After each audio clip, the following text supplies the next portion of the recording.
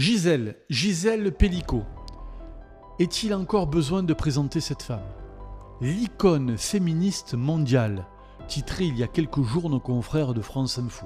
En quelques mois, le temps d'un procès qui s'est déroulé à Avignon de début septembre 2024 à fin décembre 2024, cette femme est devenue un visage familier aux quatre coins du monde. Les grandes affaires de Boris Delacruz, aujourd'hui l'affaire Gisèle Pelicot. Ce 19 décembre 2024, lorsque le verdict résonne à la cour criminelle de Vaucluse, 51 hommes viennent d'être condamnés pour avoir abusé sexuellement de la retraitée. Une femme qui avait été droguée par son mari, une femme détruite, mais une femme qui a refusé le huis clos et dont le visage et le courage ont fait la une planétaire. Lorsqu'elle s'exprime à la fin du procès ce 19 décembre 2024, elle parle face à plusieurs centaines de journalistes. La presse étrangère est là. Les dépêches AFP ont été reprises sur tous les continents. Gisèle Pelicot, devant la nuée de caméras, indique, entourée de ses proches et de ses avocats, je cite, « C'est avec une profonde émotion que je m'exprime aujourd'hui. Ce procès était une épreuve très difficile. Et à cet instant, je pense à mes 3 enfants. Je pense également à mes petits-enfants, parce qu'ils sont l'avenir. Et c'est aussi pour eux que j'ai mené ce combat.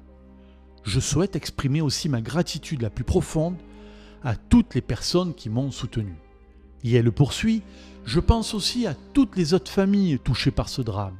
Je pense enfin à toutes les victimes non reconnues dont les histoires demeurent souvent dans l'ombre.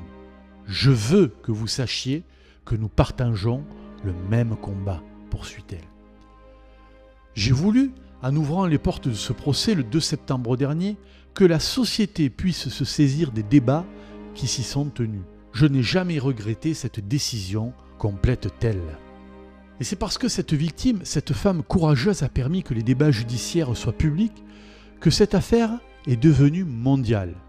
Le visage de Gisèle Pelicot est celui de la souffrance, mais aussi celui du courage et du témoignage au nom des femmes victimes. Ce procès à Avignon a duré 3 mois et demi. Sur 51 accusés, 17 ont décidé de faire appel au moment du verdict. Mais petit à petit, les uns après les autres, les condamnés de première instance donc ont décidé de se désister de leur appel. Le procès d'appel prévu devant la cour d'assises de Nîmes en octobre 2025 compte à cette heure un seul accusé, le seul qui a décidé de maintenir son appel. Mais qu'il soit 51 accusés ou un seul, peu importe. Les médias et le public devraient une nouvelle fois être nombreux au vieux palais de justice de Nîmes, car Gisèle Pelicot, elle, sera bien là, jusqu'au bout, pour mener son combat, le combat de toutes les femmes victimes d'abus.